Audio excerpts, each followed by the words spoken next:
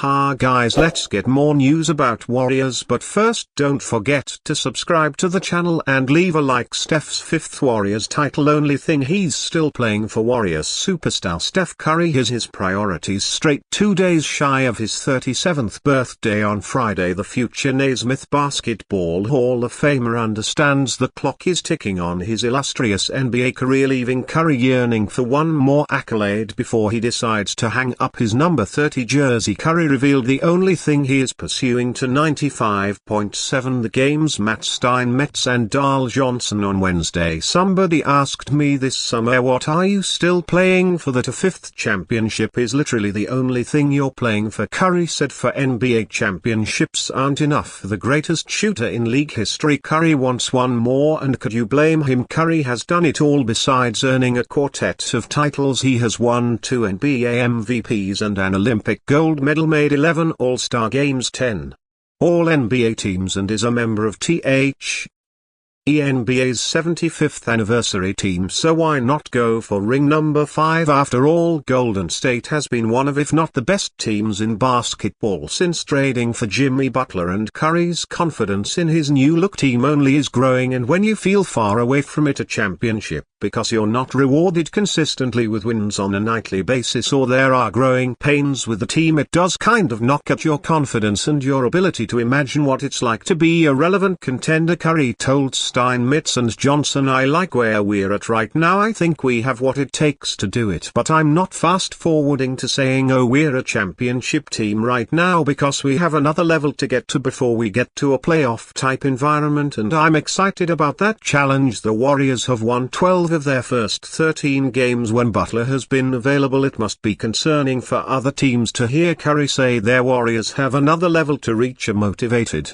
Curry's opponents have known too well over the years, is as good a player as any and brings Golden State to its peak, and well, Curry wants that fifth ring badly. All I wanted to be was in the fight, Curry told Steinmetz and Johnson. All I wanted was a chance. All I wanted was an ability to look across the Western Conference and say, yeah, we can go toe-to-toe with whoever, and I feel like we're knocking on that door. What Curry wants he usually gets. Don't be surprised if he ends the season as a 5-time champion Warrior superstar Steph Curry silenced any noise questioning Jimmy Butler's fit in Golden State's locker room culture on Wednesday. Curry told 95.7 the game's Matt Steinmetz and Daryl Johnson how he had zero reservations about Butler's personality before the two became Bay Area teammates, and doesn't have any now. There's noise everywhere. I hear everything. I try to filter through everything to know what's real and what's not, Curry told Steinmetz and Johnson. I talked to Draymond Green. I talked to Warriors General Manager Mike Dunleavy.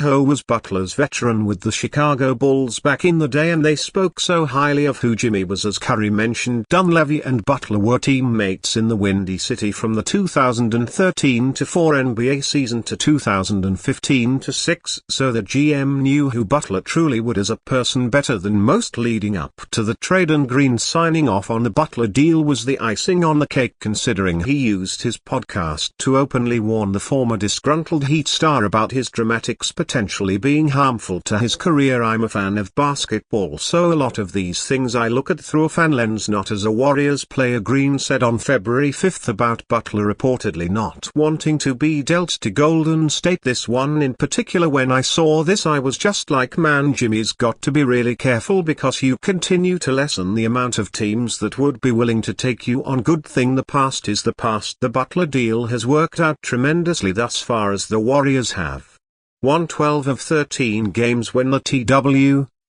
away wing is available, and the organization's vibes are as high as they've been in years. Kings vs Warriors. Mantis Sabonis Jonathan in the injury news, and 3 things to watch. All NBA center Domantas Sabonis could be back in the lineup when the Sacramento Kings visit the Golden State Warriors on Thursday in San Francisco. The Kings will probably meet him against a Golden State squad that has been one of the best in the NBA since acquiring 6-time All-Star Jimmy Butler in a blockbuster trade tied with the Miami Heat. The Warriors 37-28 are 6th in the Western Conference after winning 5 in a row and 12 of their last 14. They are percentage points ahead of the Minnesota Timberwolves for the final automatic playoff berth in the West. The Kings 33-31 are 9th in the West, 3.5 games behind the Warriors. Sacramento is 1.5 games ahead of the Dallas Mavericks and 4 games ahead of the Phoenix Suns in the play-in race. Warriors may part ways with future All-Star in trade for $25.2 million. Hawks Faye. While the Golden State Warriors didn't receive the most encouraging news last week, they have plenty of reasons to be excited about their season outlook. With that said, the Anthony Melton's season-ending ACL injury could cause the Warriors to cut ties with a future All-Star and acquire an Atlanta Hawks superstar in a blockbuster trade. Trae Young has struggled to make shots this season but is still producing monster numbers. Blue Man Hoops Tyler Watts wrote Friday he averages 21.9 points, 11.6 assists, 3.9 rebounds and 1.2 steals despite shooting just 38% from the field. Fans know Young is an elite offensive engine with significant defensive concerns. The Hawks are clearly building a team with length and athleticism and may decide that parting with Ice Tree creates their best shot at contention. A Steph Curry and Young backcourt would be possible to stop, but likely does not vastly improve the Warriors' shot at title contention. They would be an elite offense that struggles to get stops on the other end. Young figures to be one of the best players available, but fit concerns could quickly have the Dubs hanging up when Atlanta calls. While Watts didn't provide a hypothetical trade package for Young, he's adamant Golden State would need to include Jonathan Kuminga, who's well on his way to becoming a big-time NBA player after falling 2 wins short of the postseason last season. The Hawks had a significant off-season decision to make. Did they want to move on from Young and build around Murray, or give the keys to Young while shopping Murray around? Ultimately, the franchise elected to roll with their 2018 draft and ship Murray to the New Orleans Pelicans for Dyson Daniels, edge Liddell, Larry Mans Jr., Cody Zeller and 2 future first-round picks. From an efficiency standpoint, Young is experiencing one of the worst seasons of his career, shooting below 40% from the field and 34% from beyond the arc through 16 contests. However, the extraordinary shot creator and flashy distributor is averaging 22.1